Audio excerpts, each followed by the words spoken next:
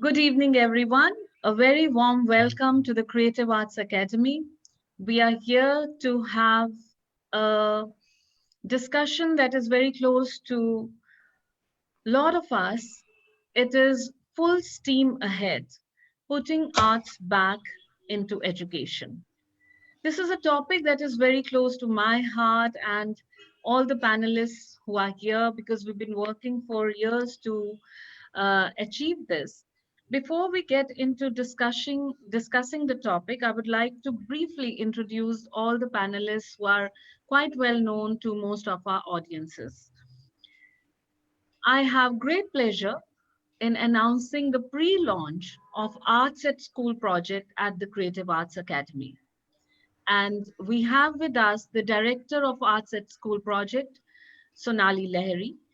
Sonali Lahiri is an academic and she is the secretary of the Teachers Training Center at Kolkata and works very closely with teachers, mentors, students, and a lot of school organizations as a consultant. Being the director of Arts at School project, we are all working together with Sonali Lahiri to create a in-depth program in first phase to train the trainers, about which Sonalidi will talk at length. Then we have Krishna Murthy joining us from Bangalore. He is the Program Officer of Arts Education at India Foundation for the Arts. Krishna is constantly on the move across Karnataka to interact with government schools, education administrators, and the Department of Education as part of grant making and outreach. And they at India Foundation for Arts have done some amazingly innovative projects to bring arts to the school children and teachers. Paru Anand is a writer whose works address the concerns of children and young adults. Some of the works are No Guns at My Son's Funeral, Nomad's Land, Like Smoke, The Little Bird Who Held the Sky Up, and to name a very few. Apart from that, she's also someone who is very actively engaged in face-to-face encounters with children, parents, teachers, educators, and this whole body of people who are working deeply in education. It's a delight to have Amita Prasad with us, who is the director of Indus Valley World School, Kolkata. She believes that the model for defining and achieving excellence in schools is one that focuses not only on reading, writing, and arithmetic, but also on reasoning, resilience, and responsibility. Uh, Very warm welcome to all my panelists. And I would like to share. Namaskar, Sonali Di. Thank you for that lovely gesture. Yes, I mean, it is so beautiful. And these are small little things that our children really need to imbibe as values and know the value of it, why we do this.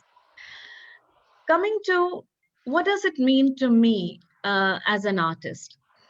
I want to ask my audience and all the panelists, why were we born? Were we born to educate ourselves? Was it my purpose of life that I get education? I, as an artist, feel that it wasn't. My ancestors understood few things, they derived at few conclusions and learned few things, and they delivered it to us so that we do not start our journey from as a caveman, but we move further from where our earlier generation has reached. And to hand it over to us that these were the things that we have learned and these are here for you and you could learn them. I think this journey of learning should be as basic and beautiful as the thought itself. In the sense, my question is, should education be about learning about the universe, the surroundings, the people around us, and first and foremost, knowing about this person who I am, the soul that inhabits this body? My question is, do I even know this soul? And if I haven't started that journey yet, my education, the very basic, is still untouched, and I haven't tapped on it. But how do we achieve something that some people say that this is a very esoteric idea, and you're being too philosophical? But I think it's even practically possible, as so many of you are working towards it. So my question is that how do we touch the soul?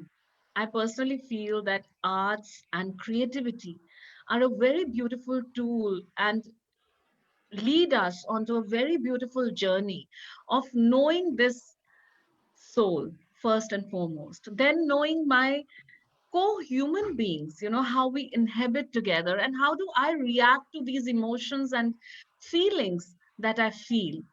And then, of course, all the learnings, the very basic learnings that I'm imbibing in different topics and subjects, that how do I manage to deal with them? How do I express that in a creative manner? And how do I take this journey forward? There are many, many layers to this whole topic.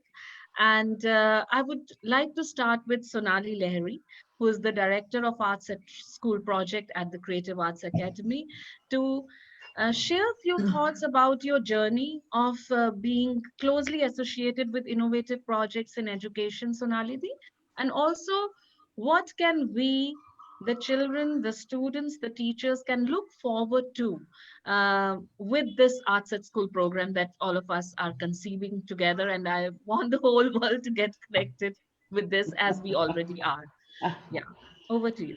Thank you. Thank you so much, Ramanjeet. And you touched a very core point, in education where everyone's questioning it now. What do we do with our culture, right? Um, this very gesture that I made, I learned actually when I went to a rural school to train teachers.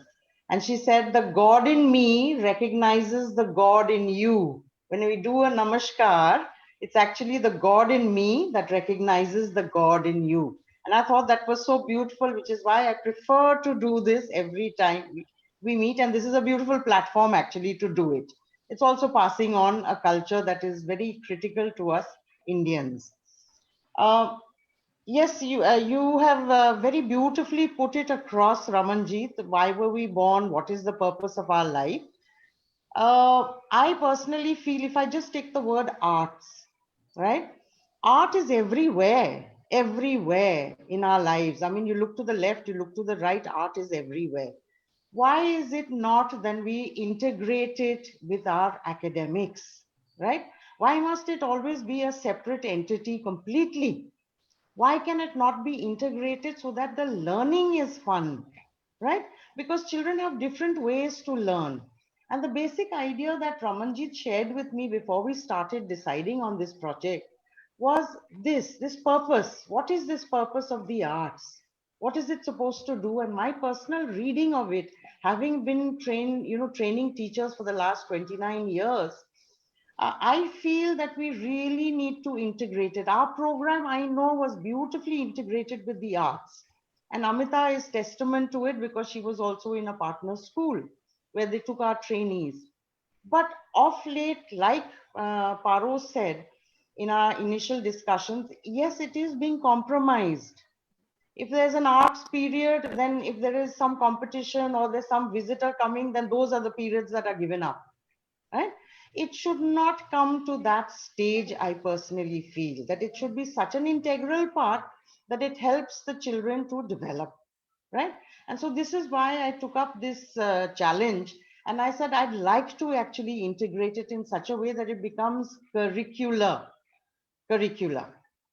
Because firstly, I have seen, and I've seen my own teachers actually change because of the inclusion of arts. They come into our teacher training program without knowing how to draw, you know and we say that you've never held a pencil in your life, have you? No, of course we can draw, but we can't draw like X, Y, and Z. So I said that's not the idea. That's not the idea. The idea is to have fun learning. You can copy. There's no problem copying, right? The arts allows that. It allows it very freely. So this is where I've seen growth. I've seen development of teachers from what they were when they joined the program to the journey they make at the end of the 2 years. Of course, they have many more years of experience. And that's why I feel that the arts is a very, very important topic, especially now. Because thanks to the COVID, and I'm very glad that we had Miss COVID actually to teach us a lot of life lessons. One of the lessons is that all school teachers, at least my teachers, were calling me up and saying, ma'am, how can we actually engage children? And one of the points of engagement is actually the arts, because that brought out the emotional well-being of the child.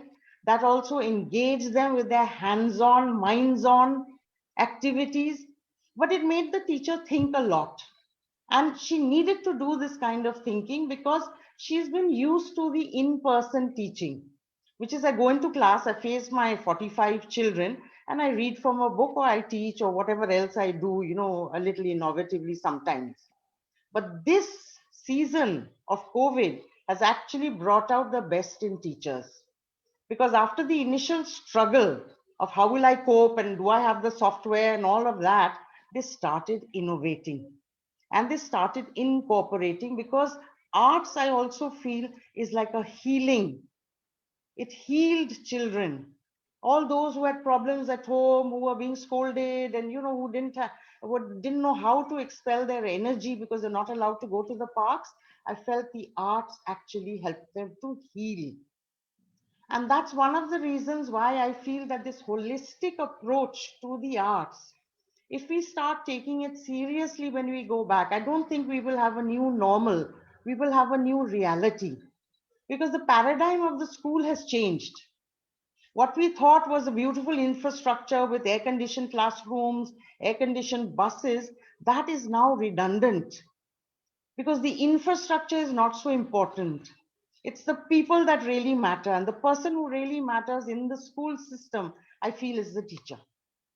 And my heart goes out to the teachers for being able to adapt through very challenging circumstances. But they are the only ones who will actually be transformers. They will help the children to change. And this is where I feel that our initial program, the Arts in School or the Arts at School project, should start with a master class training program for teachers. Because we don't want this to be a fine art sort of a session. We want it to be inclusive so that you, me, and just about everybody has a fair chance of participating. And then I choose whether I want to carry on with the dance, or I want to do more of the drawing, or I want to take more photographs, because everything around me is art. And I need the teachers to be aware and alert to all the inputs that they can develop actually to put arts back in the program, in the learning program.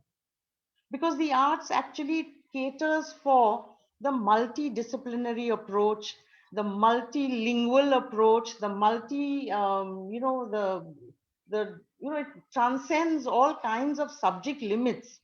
Because if I'm doing maths, and I'm just giving you an example, I've just conducted a workshop which is in person after a whole year in a rural school, because they had no connectivity. They don't have access to any kind of connectivity. And I thought the only thing that I should connect with them actually is emotions. Because I wanted to ask them a very simple question is, how are you feeling after a year of teaching and running to other villages, trying to get your children together? How are you feeling? Because nobody's really asking teachers that question. So I used two sounds, because they couldn't understand the English nor Bengali. They're from a village, Orao. And I felt that, only sound would help them. So two sounds. I said, aha and oho, these two sounds, right? And I said, if I ask you, how are you feeling? Aapko kaisa lag raha hai? Then you should say, aha, oh, oho. कोई भी एक sound, आप use करिए and you express. I can't tell you the kind of response that I had, because it transcended boundaries of language. Because in language I get a little stuck sometimes, right? Because I don't have the right word, or I don't have the, I don't know whether my sentence is correct. So I'm worried. But if I had just two sounds, I'd be able to put it through expression beautifully. And how well they did it. That's what triggered off the rest of my workshops that I did, that I used actually more of the arts and less of the content. If I was doing maths and they told me, ma'am, we are doing shapes in geometry, then what I did was I put it to song. I didn't put it, I gave them a little time. And I said, make up a song about three shapes: the triangle, the square, and the rectangle. And I said, it doesn't matter how long, I'll give you half an hour, 45 minutes. The song is not so important. It's the collaborative effort that they put in together, this hands on, minds on engagement. That is something that I wanted them to learn, because they've been very isolated, trying to do things from their own homes. They've come together. How do you put your resources together? So all minds all the time on this one project, which is make up a song, but you're actually doing maths. So this was something that was a huge learning for me during this Corona period. And I've been a teacher trainer for 29 years. But this period actually honed different skills. So I can turn around and tell you, that I've upskilled myself a little bit because I've learned from all the others. That's So a lot of my evening today is dedicated to my three panelists and Ramanjeet, simply because I'm hoping to learn from you so that we can inculcate it into our program and take it forward. Right? true. So thank you so much for listening in, and then we'll break out into discussions later. Yes, yes. Thank you so much, Sonali, for a lot of wonderful thoughts and ideas. I would move on to Amita Prasad. Amita, as the director and principal of Indus Valley School, you've done a lot of wonderful projects over there. I mean, all schools have events, fests, and I have Neena Singh, also our advisory board member here, who's done wonderful projects at Akshar and Disha NGO. And Devyayan Montessori was talked about Montessori because it did some lovely, wonderful education, innovations or inventions or interventions, I would say. So I would like to ask that how difficult or easy it is to weave in these extracurricular. They are still termed as extracurricular. First of all, my question is, why do we still term them as extracurricular? And you can answer these questions in the second round also, because first round I said that please share with us, as Sonali shared this wonderful, lovely example, so that it becomes real for our audience, that a couple of projects that you have done that have been successful at school and had some great results, or something that did not work. For example, recently I shared at AKLF that one of our projects did not work. I may come back to it a little later, but first I want to hear from you. What have been your experiences? What did you try? What worked? What didn't work? Over to you. Amita, you're muted. Good evening, and thank you very much, Ramanjeet, for having me on this panel. This is that time of the year when admissions are going on in schools. And when we ask prospective parents what they expect from the school, there is a stock answer that I get. They say, I want my child to get a good education and I want my child to participate in activities. Now, this is very worrying because it clearly reflects the mindset of the parents. It shows that in their perception, education is separate from activities. In fact, sadly enough, this same attitude is there among many teachers. They continue to refer to these activities, as you just said, Ramanjit, as extracurricular, implying that they are outside of the curriculum. This, in fact, leads to a typical mindset that activities are actually a frivolous pastime which distracts children from what they should really be doing, and that is typically studying maths or science. Now, we firmly believe that for the all round development of the child and to prepare children for careers ahead, pursuit of the arts is absolutely essential. Hence, what we at Indus Valley World School decided to do is to try and integrate the arts with our teaching learning process. So, as Ramanjit requested, let us deep dive into some of the projects that we have undertaken in the last couple of years, just to give you a flavor of how effectively this can be done.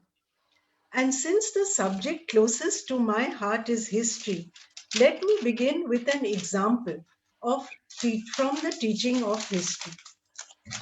Now, the Jallianwala Bagh massacre is a landmark event in the history of India's freedom struggle. Sadly, this momentous event finds no more than a short paragraph devoted to it in most textbooks. So, to give our students a deeper understanding of the event, we took up a project that was offered to us. The students were introduced to the topic through a variety of source materials. There were letters, poems, excerpts from the Congress Punjab Inquiry Report, extracts from contemporary newspapers, etc. With minimal guidance from their mentor teachers, the children studied these resources, analyzed the source materials, and then they were left free to express their response in any manner they chose. One child involved in the project loved sketching, so her response to the prompts was through art. Another student is a dancer. Her response to the prompts was a choreographed piece set to a beautiful, haunting song written by an unknown poet after the tragedy. Another group of children wrote an audio play in the form of a conversation between a grandmother and her granddaughter who goes to visit Amritsar and finds out what happened to her family on that fateful day. These children were able to internalize the experience and bring out the deep sense of pain and suffering of those who had lost their loved ones at the Jallianwala Bagh. So, through the arts, the children were able to think like historians. They were able to study source materials, develop empathy, and an in depth understanding of Indian history in the aftermath of the First World War. Let me share with you one more example of a project that we designed at Indus Valley World School. Now, all schools observe important national and international days. So, one such day that we decided to commemorate was the International Day of Peace. Now, we felt that in the context of the growing violence that children see all around them, it is extremely important for children to inculcate the value of peace. So, we began the day with a lecture by the eminent historian Dr. Rudrangshu Mukherjee. He helped the children to understand the historical context of peace initiatives in the world down the ages. After that, the children were left free to join any one of the groups of their choice. They could express themselves through dance and movement. This group created a choreographed piece to a beautiful piece of music, expressing their understanding of peace. Another group worked with a facilitator using clay, and they created small pieces of sculpture to depict their perception of world peace. And a third group had an intense discussion on the challenges to world peace in Hitler's Germany and during the dark days of communal violence leading up to the partition of India in 1947. Now, such immersive experiences, we believe, will stay with the children for life and help them to build values and attitudes in a far more meaningful manner than any number of sermons and lectures. I could carry on sharing any number of examples of such projects that we have done with you, but I know that time is short. We have, for instance, taught the preamble to the Constitution of India through the arts. We have taught Gandhi's non cooperation movement through the arts. And these are just a few of many, many more such projects. They have helped us to take learning beyond the pages of a textbook and make it more meaningful and real. Now, organizing these experiences is not easy. It takes time, it takes commitment, it takes research, and most of all, I would say, it takes courage of conviction. I feel blessed that I have a supportive management and I have a fantastic team of colleagues. They are the ones who really help me to make these things happen. I would like to conclude by saying we live in times of heightened intolerance and pressing threats to our core democratic values. In these times, more than ever before, we as educators need to not just advocate art for art's sake, but to recognize the immense value of the arts in education in the true sense of the term. Thank you. Thank you so much, Amita. That was very insightful. And as you very rightly pointed out, that subjects can be taught much better through arts. And thank you for sharing those examples with us. And I would request Krishna also to do a similar thing. Krishna, you are the program officer at India Foundation for the Arts and have yourself been at the front line of training teachers, principals, and administrators for an academic approach of an arts-based curriculum. What have been the most significant findings from your experience as a leader, trainer, and artist? And if you could also share some case studies with us.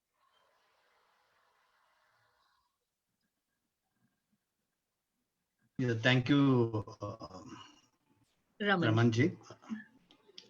Yeah, Ramanjit. Sorry.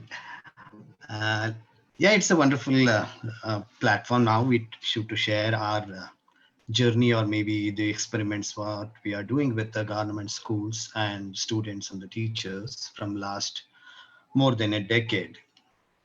Before, I hope I will get to support to show slides now or later I should share. Ramanjit. You could show them right away. Avanti, are you ready with it? Yeah, just Yes. yeah, you can open the first slide, but before that, I'll take like just to begin with the art. Why we need art, or is it we taught it in a classroom, or maybe somebody will trigger our the quality what we already have. I want to share one of my very old experience with when I was the faculty in Chitrikala Parishad. While going or traveling very remote places of Karnataka, one of the school where we stayed, we requested a girl to draw her mom, maybe you call it as portrait, and we gave some colors and a paper to her. She drew some very expressive drawing as usual, but suddenly she slipped the paper like this and drew the backside of her mom. This is very amazing because even we don't have such kind of an academics or the curriculum even in degree colleges or the fine art colleges. It's very spontaneous expression from a child. Like we have not only the 2D kind of a representation, we have three-dimensional purpose or the, what you say that perceptions. That's one example. So let me take one of a few slides what India Foundation for Arts is doing with the government schools all across Karnataka. Uh, India Foundation for Arts is an organization, a non-profit organization based in Bangalore. From last 25 years, we are making grants to in the field of art research, art practices, arts education, and archive and museums programs. And Project 560 meant for our Bangalore. It's meant to Bangalore and the smart another we have. Let us go to the next slide, please. See this program in Karnataka, we call it as Kali Kalisu, means learn and teach. Initially supported by Goethe Institute, Max Muller Born, Bangalore, and now we have supported from Citibank also. Under this program, now we are doing teachers training. That's the very important component what we have.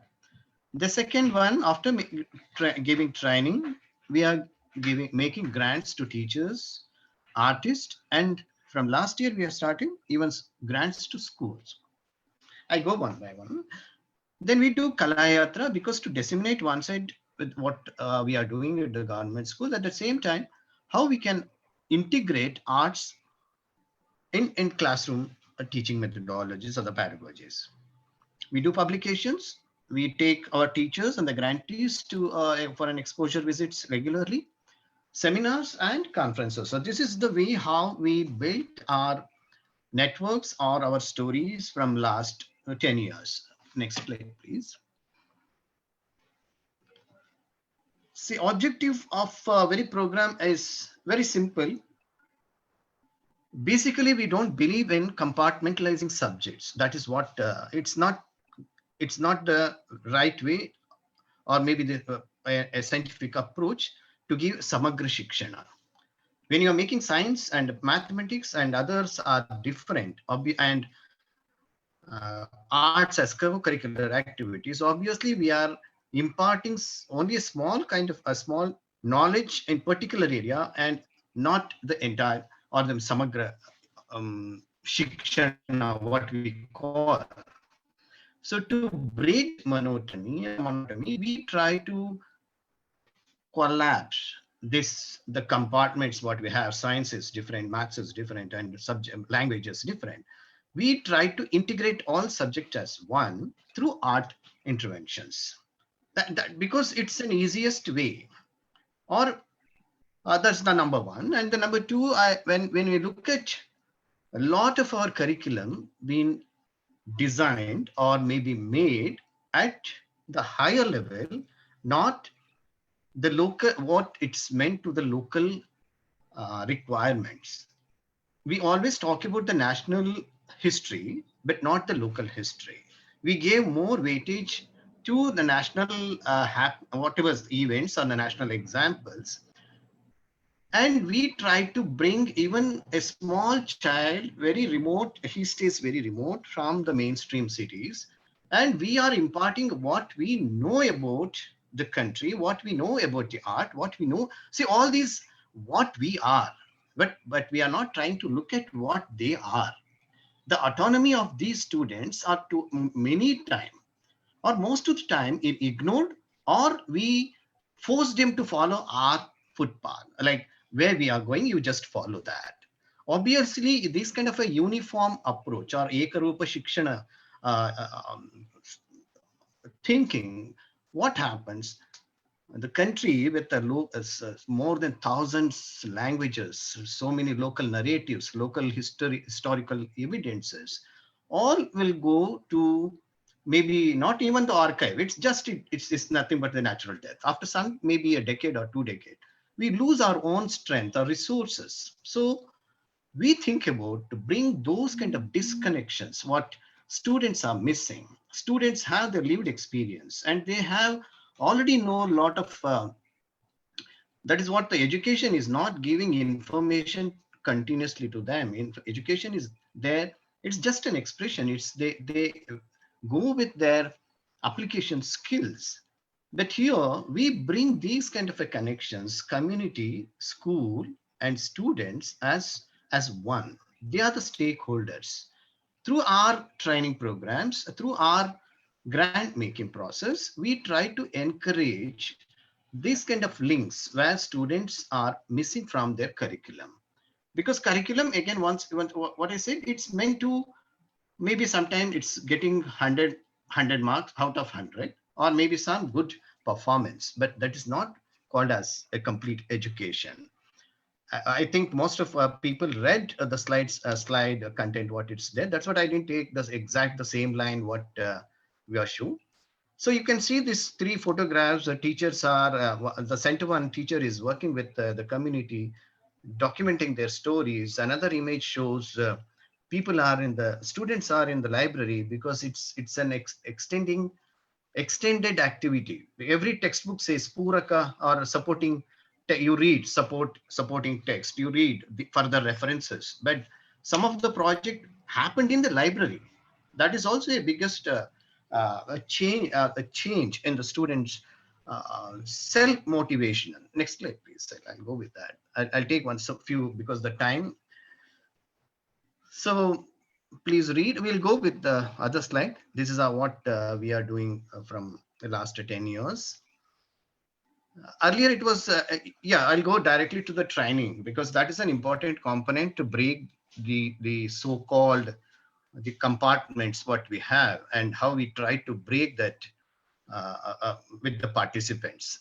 Training will start with the games. Ma'am says, "Oho, aha." That's the very important entry point we have always, because that's a very even though it's a very casual expression, but it's really it triggers someone's energy and bring them into like, okay, let us do something a different classroom or maybe at the class activity.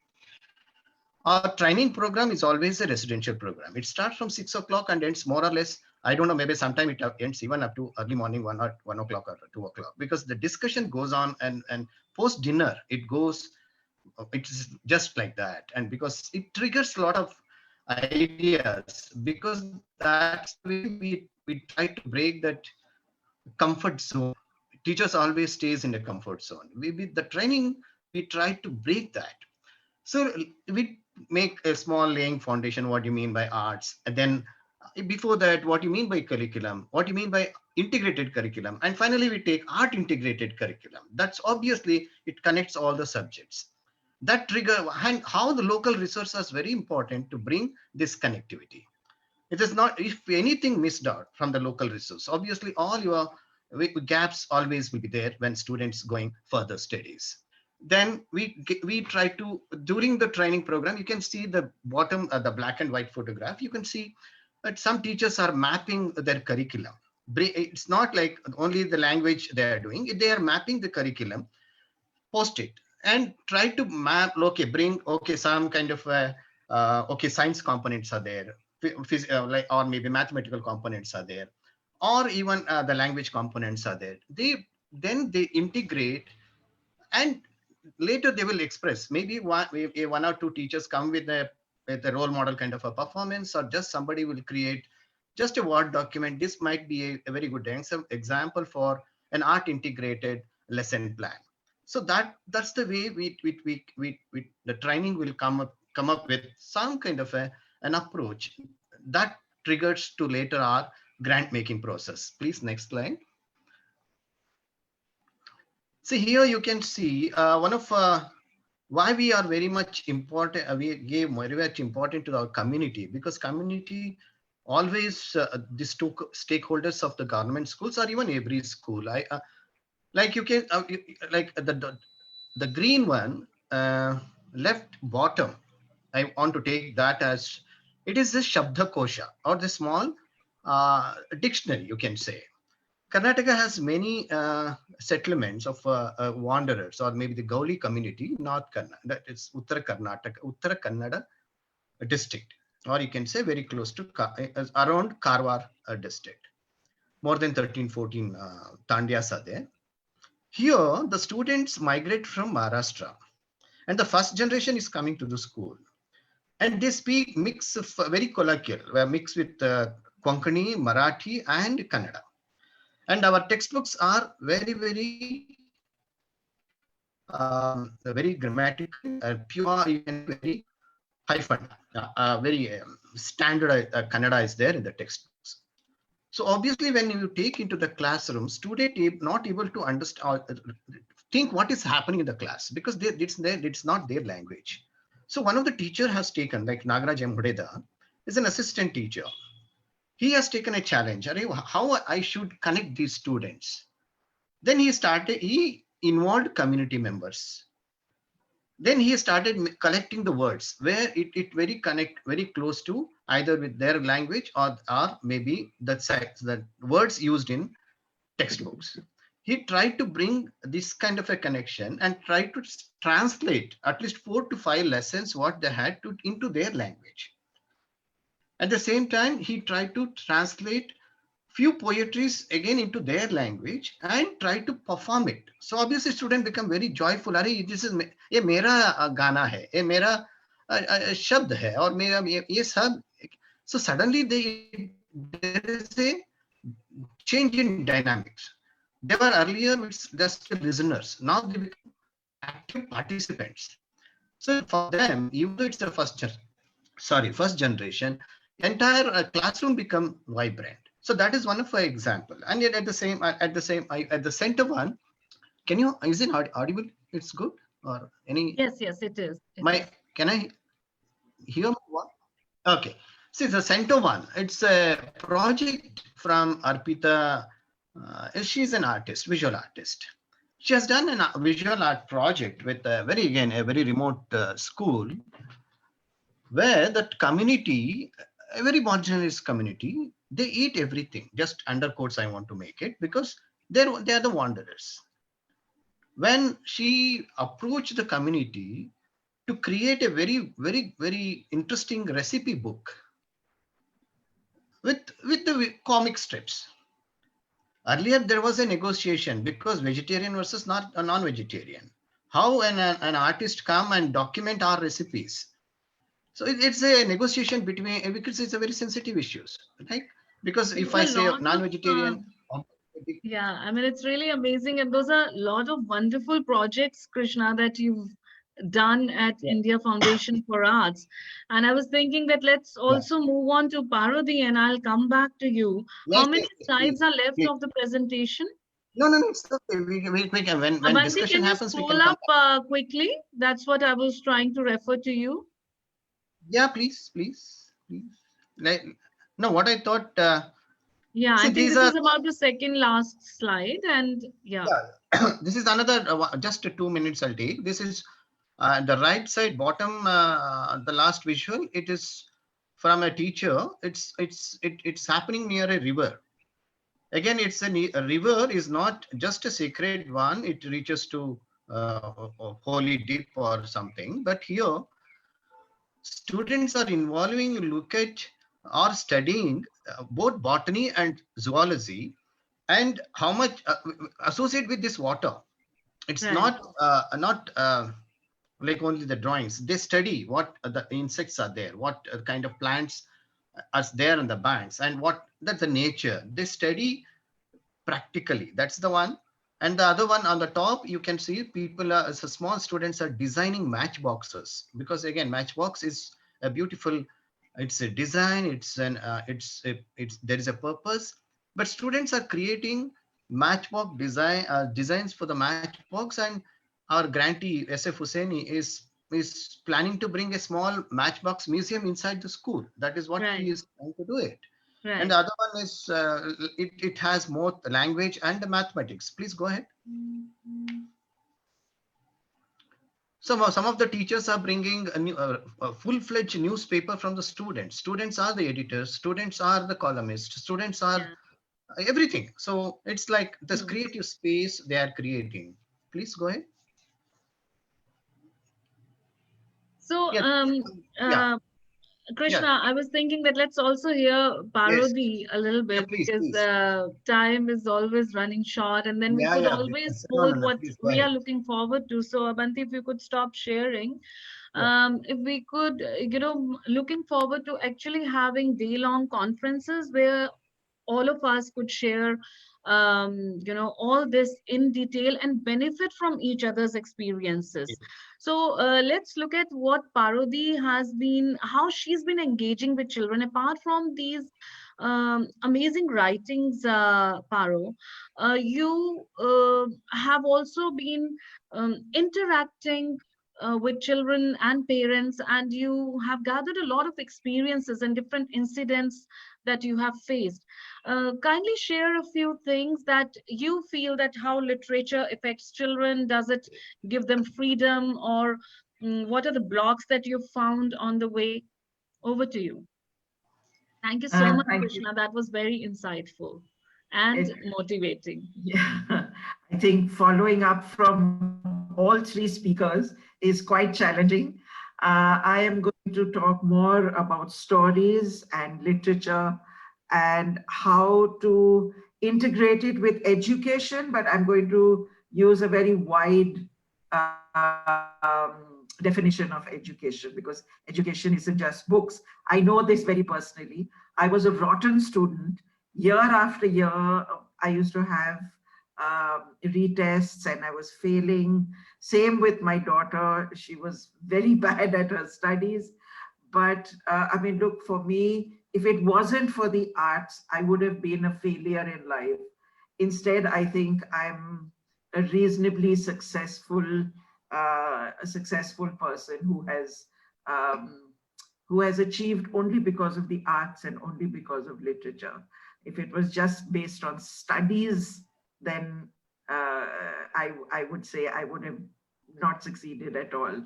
And I think that what teachers often do is use the term, we have to cover the syllabus, we have to cover the book. So we don't have time for this. And my thought is always, let's uncover the syllabus, let's uncover the book. Because if you're covering it, then you're putting it behind a wall. But let's not do that. I'll share a few examples from my experiences. I'm going to go to many years ago when I was heading the National Center for Children's Literature. And we were setting up with the readers' clubs in remote villages, which were really, as they call them in Rajasthan, dhanis. It's not even a village. It's just a handful of dwellings. And we were setting up readers' clubs. Many places the children had never seen a book, let alone ever held a book. They were writing their homework, they were writing their classes, their tests in the sand because they didn't have books. The teacher had one copy and that's all. While we were doing this project in Rajasthan and going into these remote areas, one night as we were wrapping up for the night, one girl came to me and she said, I'll say it in English, of course she said it in Hindi. She said that if I say something, I hope you won't mind. And I said, no, I'll never mind.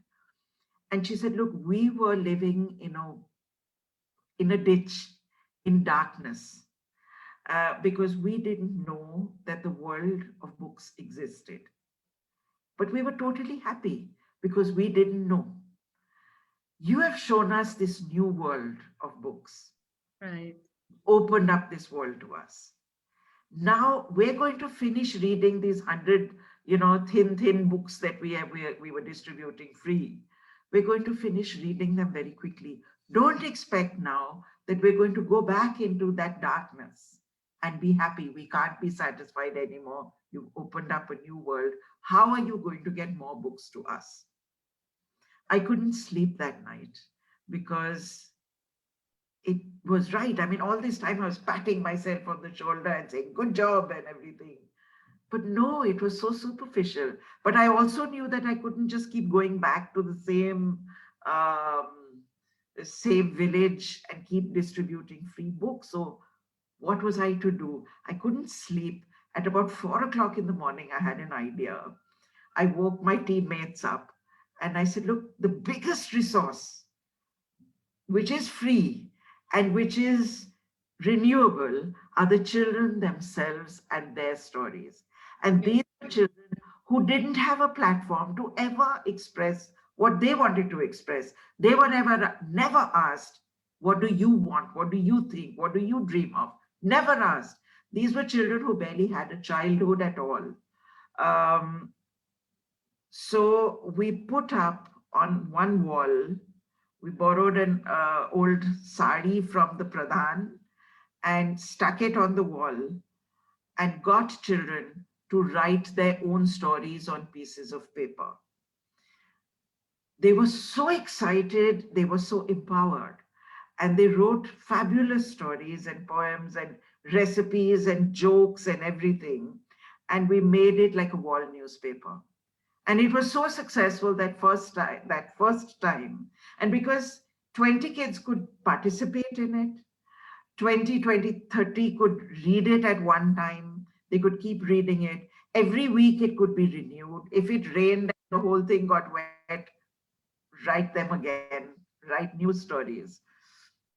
It was so successful that we went on then to make this a world record, and I'm a world Wow. record holder, world's longest newspaper, which about 3,000 children from many parts of India, from 11 states in India, 13 Indian languages, especially children in difficult circumstances, part in this paper, and it was about 825 meters long and is a world record.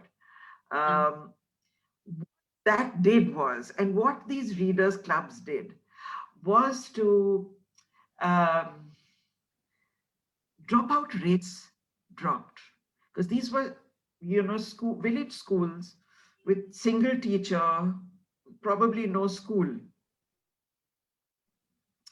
But suddenly children, because there were books and they were wanting to read those books, they were wanting to get to the next level.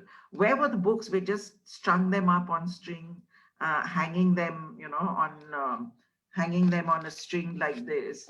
And these were string newspapers or tree newspapers. We hang them like this. Children were coming back to school. Not only that, they were doing better. They did better in tests, and eventually they did better.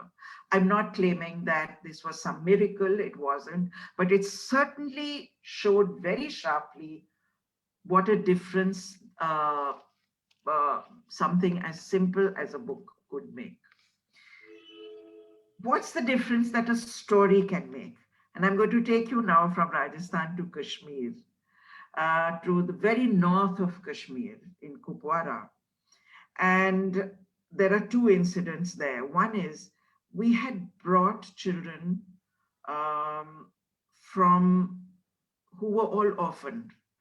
Their parents, or at least all their fathers, had been killed by terrorists.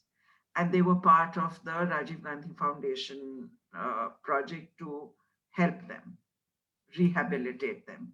And we were a group of artists, so potters, painters, theater, and me, the writer. And our brief was just let them have fun. These are traumatized children. Just have fun. That's all.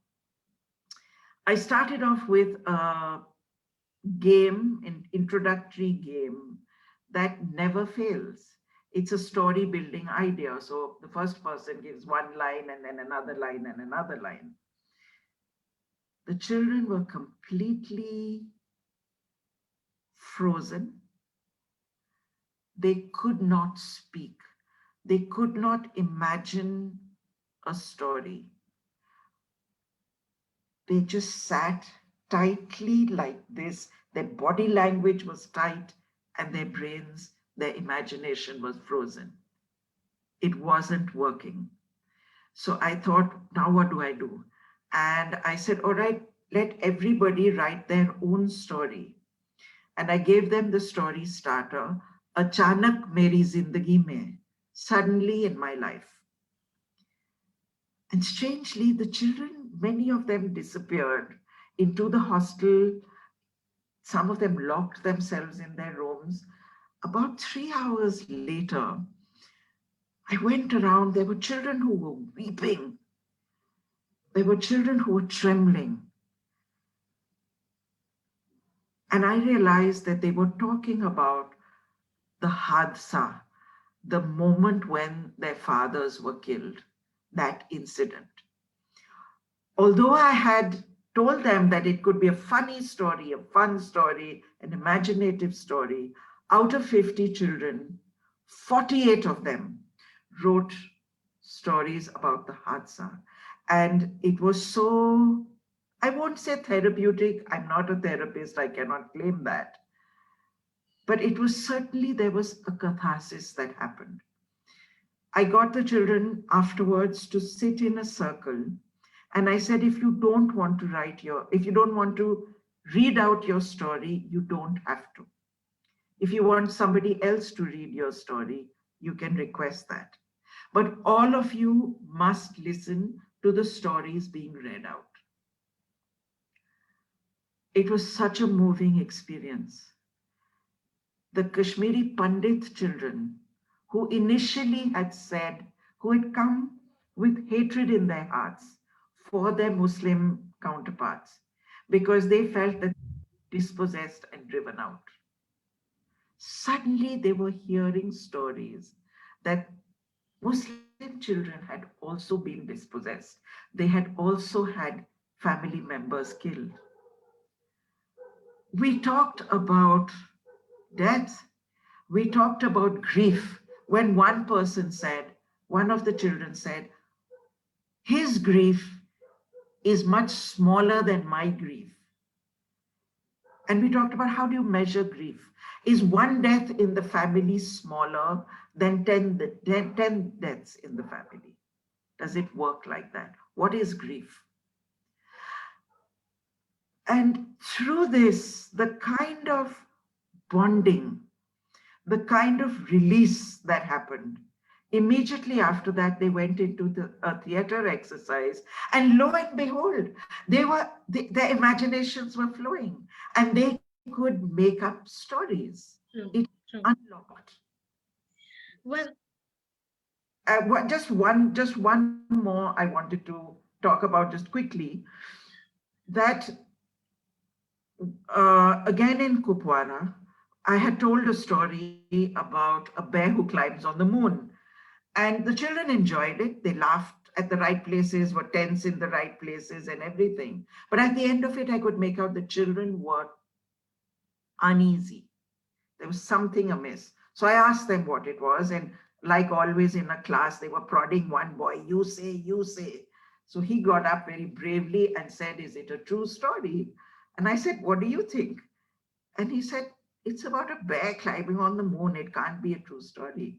I said, no, it's not a true story. And they were, oh, I said, what happened? They said, if it's not true, if it's not the truth, it's a lie. And jhoot buri bala hai. It's a bad thing to lie.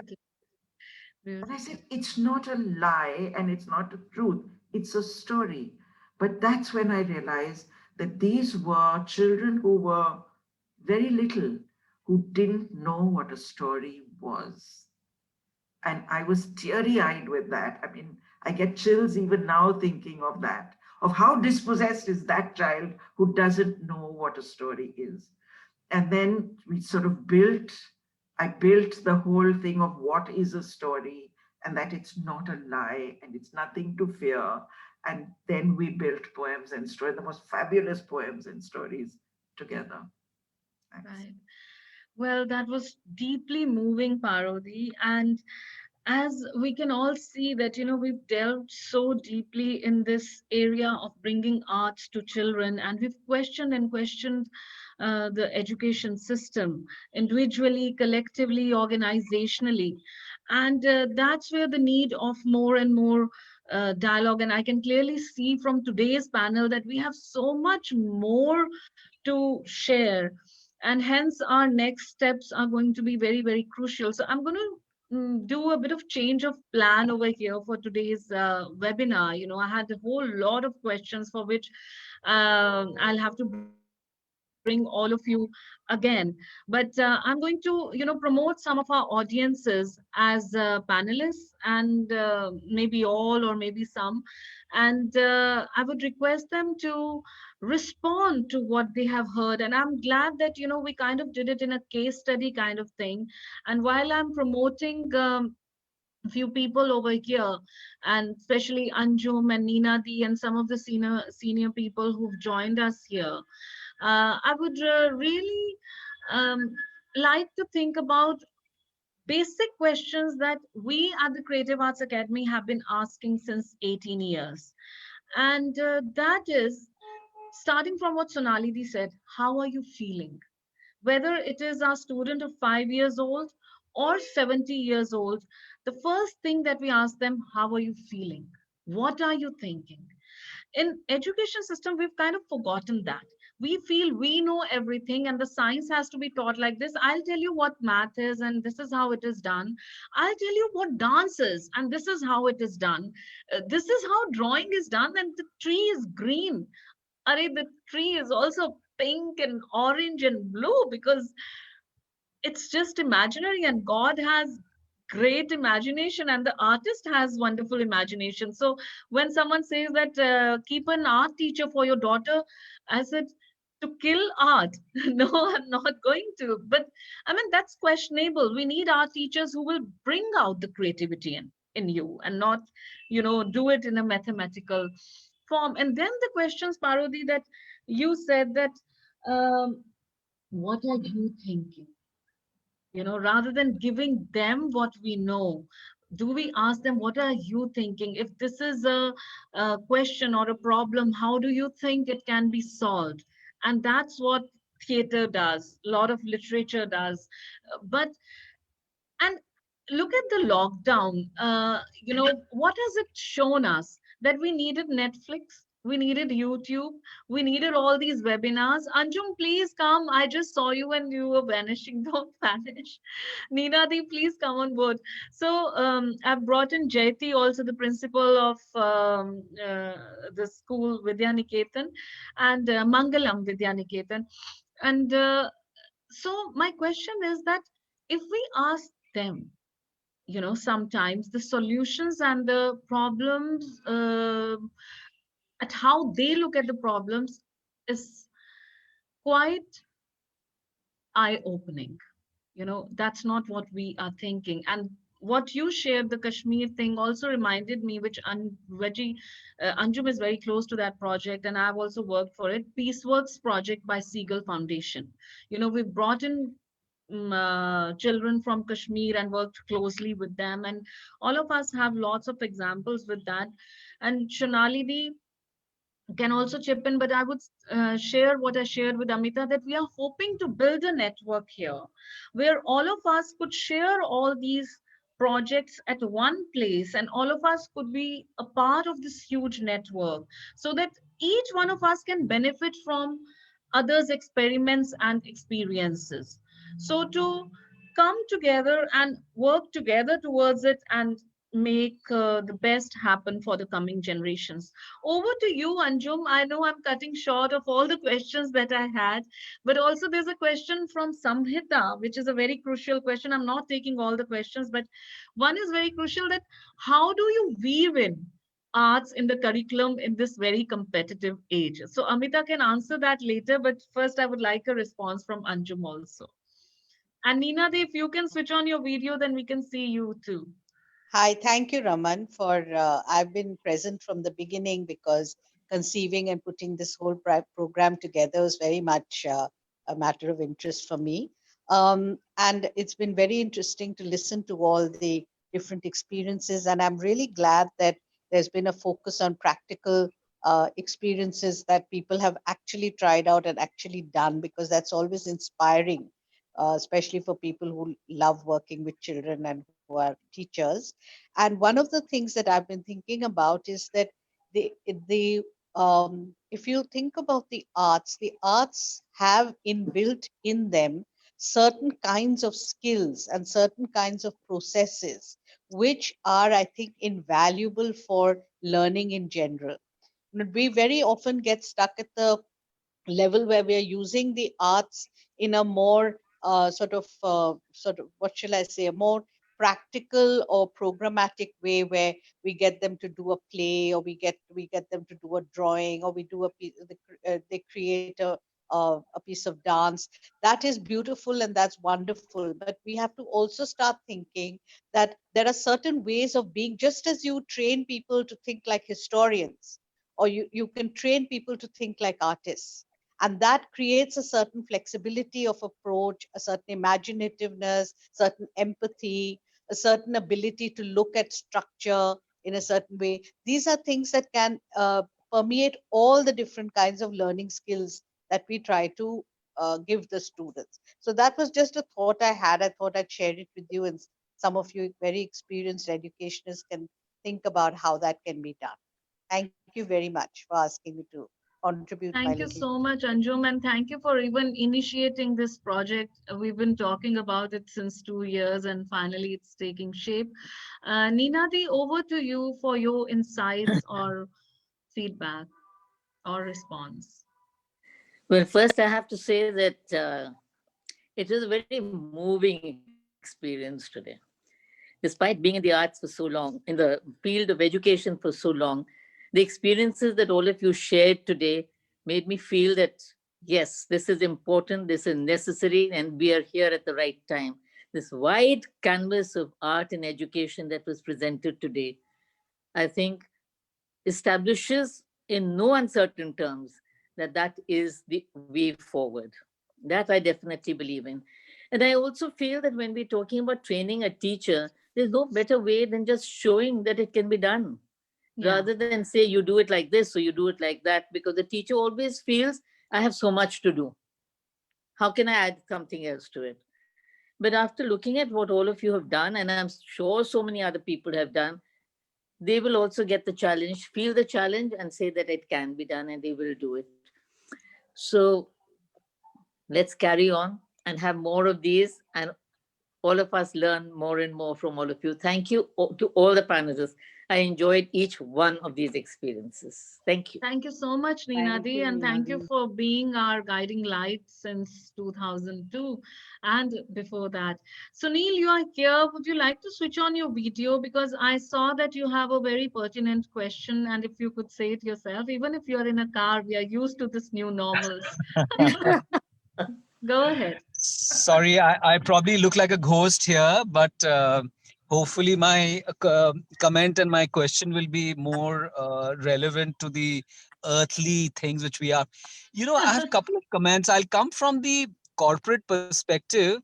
It's interesting that even though it might not be true in India, but abroad, there's a huge understanding of the fact that people who have learned the arts are also extremely powerful people who can add to the leadership of a company. Microsoft, for example, I was reading an article the other day, is hiring musicians from Berklee College of Music in Boston as leaders. They are not looking to see if they know anything about management principles or anything. They already know that someone who's artistic has his left and right brains wired in such a way that the kind of decisions which they make will have a lot of EQ embedded in it. I mean, that's a huge thing. And that's something which we need to realize. And one needs to start from the parents, because parents get very uncomfortable with anything which they think is not adding towards getting them a degree which will get them a job. They need to be taught that it's not information which is important as to create someone who's a rounded personality. And arts, to my mind, any form of it, is something which really rounds a person up. His emotional life becomes much more richer, and that what really matters in the real life. I mean, imagine in a management institute they teach you management studies, and there's hardly any teaching which is done on conflict resolution, on interpersonal relationships. And if you ask me if there's a book which I've learned relationships from, I will probably say Pride and Prejudice or something like that. And those are the things where you learn how to solve issues which are vexing, which are, problematic, and which really add to solving a problem. So I really, really think that education has to begin with parents, where they need to be taught that arts is so critical. That's what I wanted to say, really. True. But over there, I mean, I welcome everyone who's present here if you want to share anything. But I would come to Amita over here. Amita, Sonali Di, and all of us, we want to put arts, and Neenadi can respond to that also. We want to make arts mainstream, rather than the mainstream subject, so-called mainstream. If it was arts that saved us during the lockdown, then I want to know which are the subjects that are more important. Is it math, science, and other subjects that we pay so much attention to, and they become the marking of how good or not so good a person is? um, how do we weave it so deep into the curriculum? Or even if we have this arts in education, arts at school program, what are your restraints as an educator to put in as 60% and not the 30% of the curriculum? Or how do you see the future? Or what do you think should be done? Ramanjit, Ninadi is my teacher, so I would really request Ninadi to respond to that, because good. honestly, I can't imagine anyone better than her so when Ninadi is there, I think the floor belongs to That her. doesn't stand. Come on. Come on. You are doing a great job. No, please, Ninadi. Oh dear. Okay. I personally feel that this is being done in a lot of schools. Like Krishna was talking about what he is doing within the villages, and to those who don't even understand the language and bringing it in. It's not something that's going to happen overnight, because this mindset that Sunil is talking about of the parent saying what is happening. So if you say in year one, it will be a 70-30 thing, it will not be. But as long as we get to realize that art and different forms of art coming into the school is helping you in an overall development which is visible. Because I don't think, as Amita said with her Jallianwala Bagh program, it became it was a learning that will never be forgotten. And it's not the academic learning that was there. It was so many things that came in. The programs that Krishna does, Sonali is talking about R's and O's. Now, if those are included, starting from the primary, Yeah, and moving it up, the methods will change. And it will be slower in the senior school, better in the primary school. What do you feel, Amita and Sonali? And then slowly it'll become a pattern. Or we hope it will become a pattern if we continue this program of training and making the schools realize and making the parents realize that the results are still as good as, if not better than before. true. And like And Mrs. Anand said, I was not very good at my studies, and neither was my daughter, but look what she does. Amazing work. And how well she writes, that all of us read it. So it's those experiences, and that's why I said that whatever I saw today, if others see it, they will say that, okay, you can do it, I can do it also, and it will make a difference. It's right, hard work, Ramanjit, but loads of it. carry on it, and I'm sure it will work out to what we are looking at Yes, and over what to we you, are aiming Parvati. at. Yeah. Just wanted Thanks, to add Neenadi. in Thank you. Yes, Parvati. that as part of the teacher training program, once we've done it, of why you need non-textbooks in classrooms. And the teachers all say, yeah, it's very important, but we can't do it. There's to do the common complaint. So I have a session at the end of it called Samasya Samadhan, problem and solution. And I hand out little slips of paper, and each teacher writes the one major problem why they can't do these steps to include those books. Yeah. So they write that one problem. And then I take back the slips of paper, shuffle them, and redistribute. Now they have to read what the problem is, flip the paper, and write the solution behind it. And they all find the solution. And that's when they realize the problem is with us, but the solution is also. Yeah. Absolutely. True.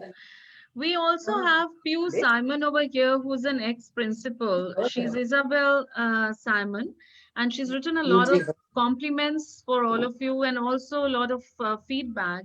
The main constraint, she says, is the set Yes. expected answers from students rather than giving the students the freedom to interpret their way from their perspectives. And that's exactly what we were saying, you know, the freedom of thought, the freedom to find new answers and new solutions. So also the Jallianwala Bagh project and other projects, how about quality over quantity? The syllabuses are so much and the teachers have to finish so much. I mean, why? What is this race we are all into? And look at the amount of maths and science we have to study till we finish grade 10. My question is why? Why do I have to kill myself? And on a serious note, the amount of depression that has increased, the suicide rate that has increased. Why are we doing this to our children? Where are we arriving? Look at what Sunil said, that to succeed in corporate world, actually we need something else. So, Sheila, would you like to add I something? just wanted to say it's such a pleasure to be here to see and meet virtually two very old and dear friends, Neenadi and Amita. Hello, Neenadi. Sheila Ramakrishnan here. Good to see you, Namaste. Sheila. Hi, Amita. Right. I just wanted to say that this is a wonderful exploration and a very timely exploration for the crusade for STEAM from STEM. But I also feel we need to look at it from another direction. As Sunil very rightly said, education in India still remains to be a means to a job. And so unless we backward integrate the emphasis on the arts, which means perhaps going up to corporates, perhaps going up to universities and looking to see, asking them to examine in a very focused manner, who are the people who have actually been successful? Are they the ones who have just had the best technical knowledge? Or are they the ones who, as Sunil said, have their right brain and left brain very well wired together? And have empathy and conflict resolution and all the soft skills that we talk about, and if they can come out with an understanding themselves that it's not technical skills that make a good workforce or an ethical workforce that India needs tomorrow, but it's actually the people who have arts in their thinking, which means, a liberal, progressive, open-minded way of thinking. So maybe the crusade has to be from both ends. One is getting it into the school curriculum, but also from the other end of getting corporates and employers and, people who actually hire the people whom we send out from schools. We feed into those platforms. If they can also recognize it, then maybe their ways of, taking an input will change.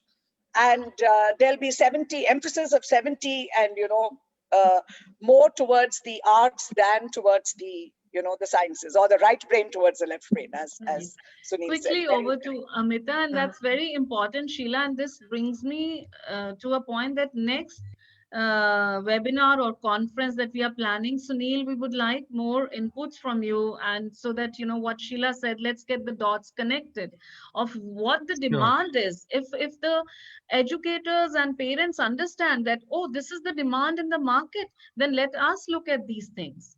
So that might be the bridging of the gap and put in more understanding over there. Over to you, Amita. Right. Ramanjit, I just wanted to come in to bring out, just taking off from where Sheila left, and this very important point that Sunil mentioned. One of the concerns of parents is college admissions. So, there is this huge thing about very impossibly high cutoffs. So there is this race to try and get these hundreds and 99s and so on. So I actually invited admissions officers from very prestigious colleges to speak to the students, to speak to the parents and tell them what is it that they are actually looking for. And, no surprises there, because they all said that marks are a given. Everybody gets 95, 98, 99, 100. So what is the factor that distinguishes one student from the next? It is the student who is actually being able to communicate, who's being able to present their thoughts in an articulate manner, to, using the cliche, think out of the box. And all these things are actually what the arts teach you. So Absolutely. so whether it is planning for careers or whether it is the step before planning for careers, it's planning for college admissions. So from a very, very practical perspective, integrating the arts into the education program is an absolute necessity. Right. Ramanjit, may I just add to that? Yes, Sonali, there was coming to I just wanted to collaborate and corroborate what everyone has said, Yes. even Sunil and Amita and Ninadi. I've been in a management institute for 11 years. I left Loreto and actually joined a management institute as Dean of Academics. And the first question I asked both my bosses, because I did 5 years and 7 years in, either of these management institutes. And I said, why would you want to select me? I'm a teacher trainer. I have nothing to do with MBA education and, why me? So they said, we are taking you on as Dean of Academics because we'll teach you the basics, right? But we want somebody who has powerful communication. To that day, I did not know that I had powerful communication skills till Right. they pointed it out. And they said, we want our students who come from varied backgrounds to do an MBA because it's now, kind of a done deal with everybody.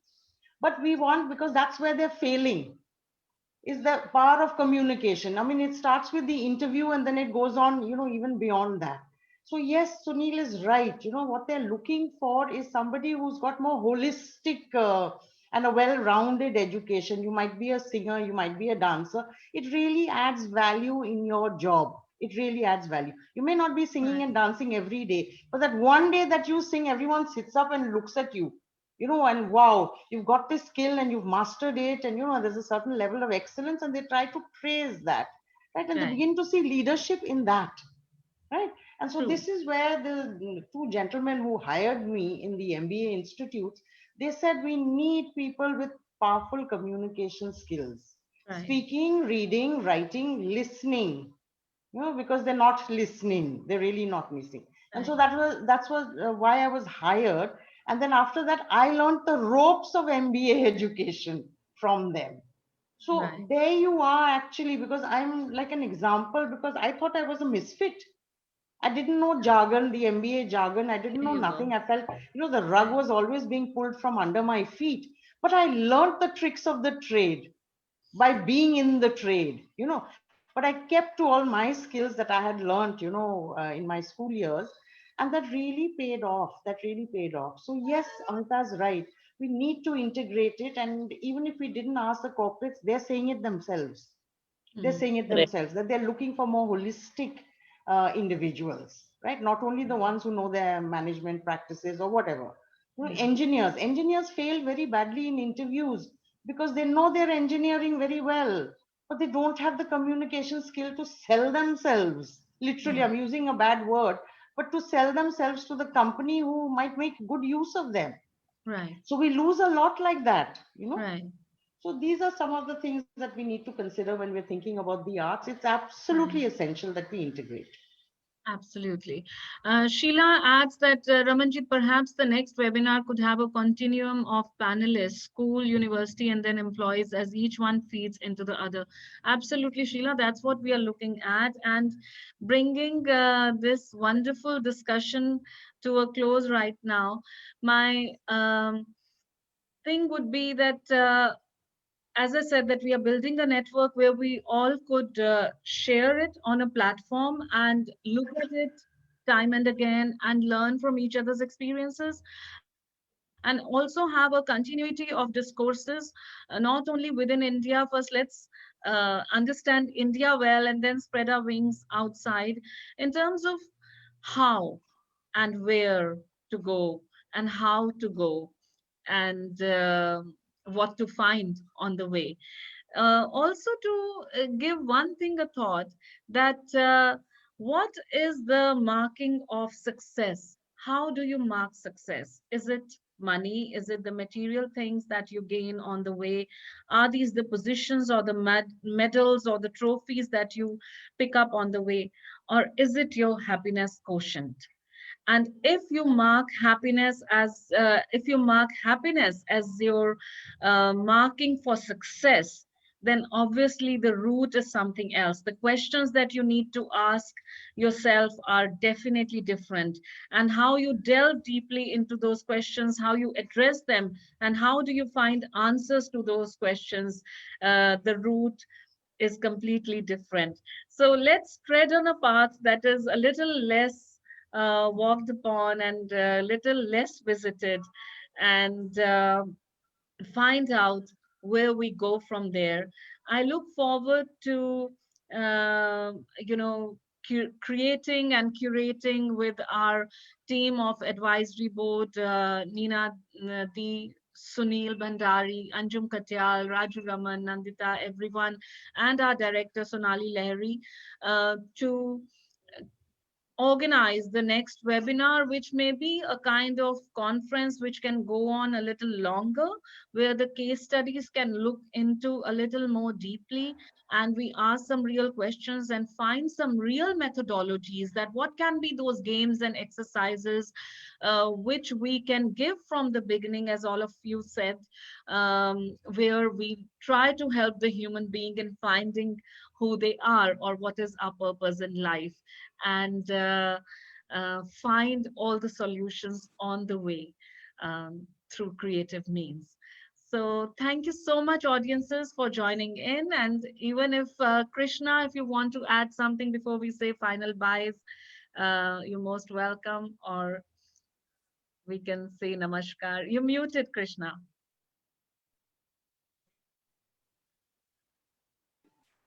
No, looking at Nina ma'am and still the energy and the way she interpret, I think we are learning. We will learn from the energy what they have, and definitely we'll take the whatever learnings we have into the classrooms and with the community. So thank you so much for this enrichment. It's not this play, but I myself enriched with a lot of inputs. Definitely we will take it back to our school programs what we are doing in Karnataka, and maybe hopefully we will come back with some more stories in the later time. Thank you so much. Right. I also have Wiki team over here, Women Indian Chamber of Commerce and Industry Arts Leadership Council. I being the National Vice President, I thank you team for being here. Yes, this was an enriching webinar. Jayati, do you want to add something? I see that you have switched on your video. Do you want to add anything, or shall we take it on to the next webinar? You're muted, Jayati. And I can see that a lot of teachers from your school have joined us today. I was very happy to see that. Yes, Ramanjit, it really was an eye opener. Yes, as a principal, I always thought that we have to integrate this art in education, and I have told my teachers also, but they have been like always, as ma'am said, it's not the covering of syllabus, it is the uncovering of the syllabus that we need to do. And there can be various ways, as they have now joined, so they know this better. One thing only I would like to say, that we categorize also, within ourselves, even if we don't pronounce always, that there are good children and there are some mediocre children and children who need to improve. So there, I just like to point one real thing which happened a few days earlier. Our history teacher, she sent me a video of waste disposal and all, and she said that, ma'am, how did you like it? So I said, it is wonderful. They were taking photography, they were talking, and what I found, then I started questioning her, who is this child taking the photograph? Who is this? I mean, this entire video. Who is this child who is speaking? Then I found out, there was so much of peer work being done. It's like peer work improves this way. If you include arts in education, there's no one, nothing like backbenchers. There's nothing like people who are, children who are good and all. They all came together. The child who was doing the video was a real, he did not never opened up. But then that project, he came up with, and he really could do it, and now he is coming up with all his ideas. I'm really indebted to you, Ramanjit, for giving us this chance to, I mean, say something, and it has been really an enriching experience. Thank you, Jayati. At this point of time, I'll quickly share the Creative Arts website for a minute only. And yeah, can you see it, Abanti? Is it, are you able to see it? Not yet. Okay, just Yeah. let me try it again. Right, screen share and go here, share. I think the page is taking time to open.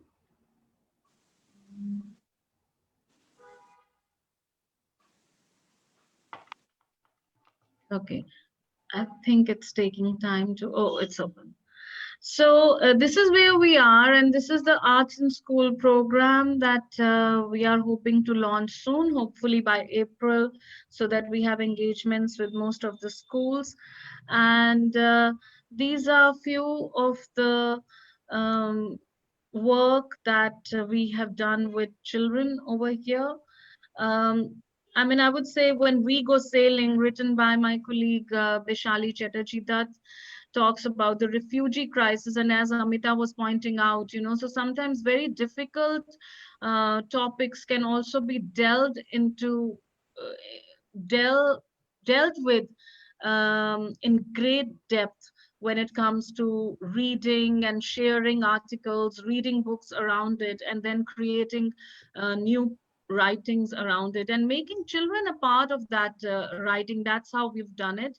And over here, I will also share, let me see if I can find Midsummer Night's Dream. Snow White and the Saline Curse. Snow White and the Saline Curse talked about the problem in Sundarbans and how the water is saline, and we interwove it with a fairy tale where we talked about that the saline water is more towards our side and how the 7 dwarfs are working to save it. And Snow White reaches Sundarbans, and then she finds the prince who is growing so many mangroves.